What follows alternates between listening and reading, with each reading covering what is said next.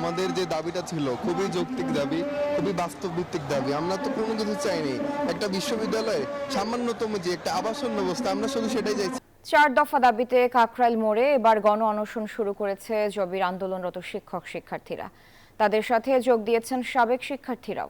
এর আগে শুক্রবার সকাল থেকে গণ জমায়েত করেন তারা। এ সময় আন্দোলনকারীরা বলেন, জবি শিক্ষার্থীদের দাবি না মানলে কাকরাইল মোড় পরিণত হবে জনদাবি বাস্তবায়নের নতুন কেন্দ্রে। রোদ বৃষ্টিতে ভিজে কাকরাইল মসজিদ মোড়ে টানা আন্দোলন চালিয়ে যাচ্ছেন তারা। তবে এখনও সরকারের পক্ষ থেকে আসেনি কোনো বার্তা। তারা জানান, দাবি না মানা পর্যন্ত এই আন্দোলন চলবে। আমরা এখান থেকে এক চুল পরিমাণ সরব না। আমাদের রক্তের উপরে প্রতিষ্ঠিত যে সরকার আমাদের যদি চোখ রাঙিয়ে কথা বলে, আমাদের হুমকি দুমকি দেয়, আমাদের উপর যদি যে কোনো রকমের যদি স্টিম রুলার চালানোর প্রচেষ্টা করে, তাহলে আমরা সেটাকে রুখে দেব। এ বিষয়ে বিস্তারিত জানাতে কাকরাইল মোড় থেকে যুক্ত হচ্ছেন সহকর্মী আল মোহাইমিনুল খান। মোহাইমিন, সমাবেশে যোগ দেয়া বিশ্ববিদ্যালয়ের শিক্ষক শিক্ষার্থীরা কি বলছেন, সেখানকার আইন শৃঙ্খলা পরিস্থিতি কেমন দেখছেন? ধন্যবাদ সারা আপনাকে। আমি কিন্তু এই মুহূর্তে আছি কাকরাইল মসজিদের ঠিক সামনে এবং প্রধান বিচারপতি বাসভবনের সামনে। দেখতে পাচ্ছেন যে এখানে কিন্তু কিছুক্ষণ আগে অনশন শুরু হয়েছে এবং এই কাঠফাটা রোদে থাকতে কষ্ট হচ্ছে। সেখানে কিন্তু এই গরম কংক্রিটের উপর শুয়ে আছেন অনশনকারীরা এবং এর মধ্যে কিন্তু কয়েকজন অসুস্থ হয়ে পড়েছেন এবং দেখতে পাচ্ছেন তারা কিন্তু এখানে অনশন অবস্থান নিয়েছেন। বলছেন, বান্ডেল থাকলে প্রতি সেনমানিতে টাকা বাঁচবে। বিকাশ সেনমানি বান্ডেল কিনে জিতুন প্রতি লেনদেনে।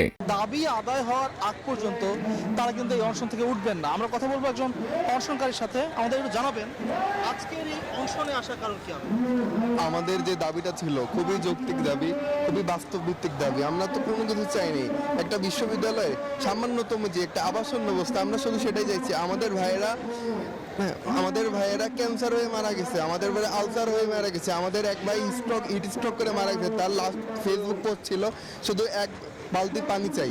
আমাদের ভাইয়েরা বাস থেকে পড়ে মারা যাইতেছে, আমাদের বিল্ডিংগুলো ভেঙে ভেঙে পড়ে যাইতেছে। এই বিল্ডিংগুলো 2016 সালে রাজক বলছে এগুলো বসবাসের অনুপযোগী। কিছুদিন আগে অবকাশ ভবন, আমাদের ক্যাফেটেরিয়া ভবনটা ভাঙে পড়ে গেছে। আমাদের এখন আর ফিরে যাওয়ার কোনো সুযোগই নাই। আমাদের দেওয়ালে পিঠ থেকে গেছে। এর আগে আমরা বহু সরকারের আমলে আন্দোলন করেছি, কিন্তু আমাদের দাবি কেন না জানি কোনোভাবে মেনে নেওয়া হয় নাই।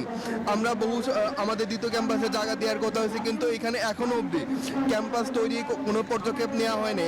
আমাদের পরে কাজ শুরু হওয়ার পরে কুমিল্লা ইউনিভার্সিটিতে যেমনটি শুনছিলেন যে আসলে তাদের কিন্তু কোনো দাবি দাওয়া মেনে না নেওয়ার কারণেই তারা এই অনশনে বসছেন। যে কাঠফাড়া রোদে আসলে দাঁড়িয়ে থাকতে কষ্ট হচ্ছে আমাদের, সেই রোদে কিন্তু তারা অনশনে বসে পড়েছেন জুম্মার ঠিক পরপরই। এবং এই অনশন কতক্ষণ চলবেন তারা বলেছেন, যতক্ষণ পর্যন্ত তাদের দাবি না মেনে নেওয়া হয়। কাকরাইল থেকে এই ছিল আমার কাছে এখন পর্যন্ত সর্বশেষ তথ্য।